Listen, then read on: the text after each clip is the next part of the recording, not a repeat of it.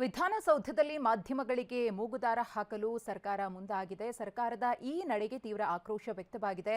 ಸ್ವಪಕ್ಷ ಶಾಸಕರಾಗಿರುವಂತಹ ಕುಣಿಗಲ್ ರಂಗನಾಥ್ ಅವರೇ ಅಸಮಾಧಾನವನ್ನ ಹೊರಹಾಕಿದ್ದಾರೆ. ಅದರ ಜೊತೆಗೆ ಮಾಧ್ಯಮಗಳಿಗೆ ಕಡಿವಾಣ ವಿಚಾರಕ್ಕೆ ಸಂಬಂಧಪಟ್ಟಂತೆ ಬಿಜೆಪಿ ಶಾಸಕ ಎಸ್ಆರ್ ವಿಶ್ವನಾಥ್ ಅವರು ಕೂಡ ಕಿಡಿಕಾರಿದ್ದಾರೆ.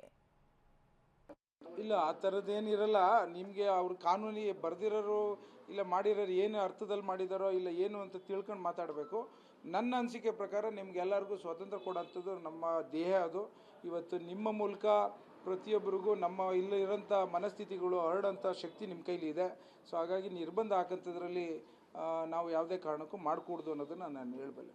ಇಲ್ಲಿಯವರೆಗೂ ಮಾಧ್ಯಮದವ್ರನ್ನ ವಿಧಾನಸೌಧ ಎಲ್ಲ ಮಹಡಿಗಳು ಕೂಡ ಬಿಡ್ತಾಯಿದ್ರು. ಸಂಬಂಧಪಟ್ಟಂಥ ಮಂತ್ರಿಗಳ ಹೇಳಿಕೆಗಳನ್ನು ಕೂಡ ಅಲ್ಲೇ ಹೋಗಿ ತಗೊಳ್ತಕ್ಕಂಥದ್ದು ನಾವೆಲ್ಲ ಕೂಡ ನೋಡಿರ್ತಕ್ಕಂಥ ವಿಚಾರ. ಮತ್ತು ಕಮಿಟಿ ಮೀಟಿಂಗ್ಗಳಾದಾಗ ಕೂಡ ಅಲ್ಲೂ ಬಂದು ಕೆಲವು ಹೇಳಿಕೆಗಳನ್ನು ತಗೊತಾಯಿದ್ರು. ಆದರೆ ಮೊನ್ನೆ ವಿಧಾನಸೌಧದಲ್ಲಿ ನಡೆದಂಥ ಏನು ಘಟನೆ ನಡೀತು ಅದು ಪೊಲೀಸರ ವೈಫಲ್ಯತೆ. ಯಾಕಂದರೆ ಏನೇ ಒಳಗಡೆ ಬ್ಯಾಗ್ಗಳನ್ನು ತೊಗೊಂಡೋಗ್ಬೇಕಾದ್ರೆ ಸ್ಕ್ಯಾನ್ ಮಾಡ್ತದೆ.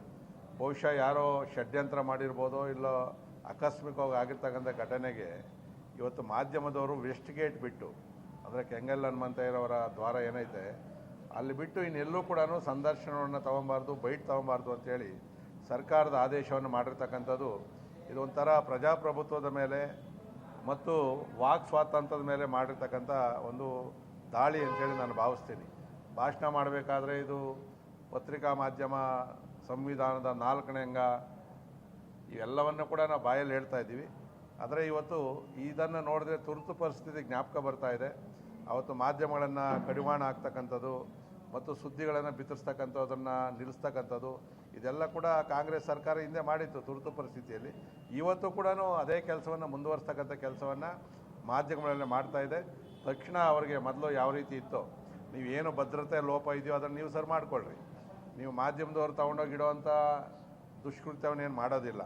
ಯಾರೋ ಒಬ್ಬ ವ್ಯಕ್ತಿ ಬ್ಯಾಗ್ ಇಟ್ಟ ಅಂತೇಳಿ 2 ದಿನ ಆದಮೇಲೆ ಅವ್ನು ಬ್ಯಾಗ್ ಹುಡ್ಕೊಂಬರ್ತಾನೆ ಅಂತ ಹೇಳಿದ್ರೆ ಅದ್ರ ಹಿನ್ನೆಲೆ ಅಂತಕ್ಕಂಥದ್ದು ಪೊಲೀಸರು ತನಿಖೆ ಮಾಡಲಿ. ಅದನ್ನು ಬಿಟ್ಟು ಇವತ್ತು ಮಾಧ್ಯಮದವ್ರು ಒಳಗಡೆ ಬರಬಾರ್ದು ಅಂತ ಹೇಳಿದ್ರೆ ಇದೊಂದು ರೀತಿ ವಾಕ್ ಸ್ವಾತಂತ್ರ್ಯದ ಮೇಲೆ ಮಾಡಿದಂಥ ಒಂದು ದಾಳಿ ಅಂತಕ್ಕಂಥದ್ದು ಭಾವಿಸ್ತೀನಿ.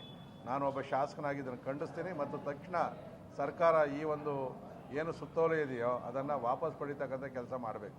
ಈ ಹಿಂದೆ ವಿಧಾನಸೌಧದಲ್ಲಿ ಅಧಿವೇಶನ ನಡೀತಕ್ಕಂಥ ಸಂದರ್ಭದಲ್ಲಿ ಮೇಲೆ ಬಿಡ್ತಾಯಿದ್ರು. ಈಗ ಅದನ್ನು ನಿಯಂತ್ರಣವನ್ನು ಮಾಡಿರ್ತಕ್ಕಂಥದ್ದು ಅದಾದಮೇಲೆ ಈಗ ಮಾಡ್ತಾ ಇರ್ತಕ್ಕಂಥದ್ದು ಇದು ಖಂಡಿತವಾಗಿ ಕೂಡ ನಾವು ವಿರೋಧ ಪಕ್ಷವಾಗಿ ಅದನ್ನು ನಾವು ತೀವ್ರವಾಗಿ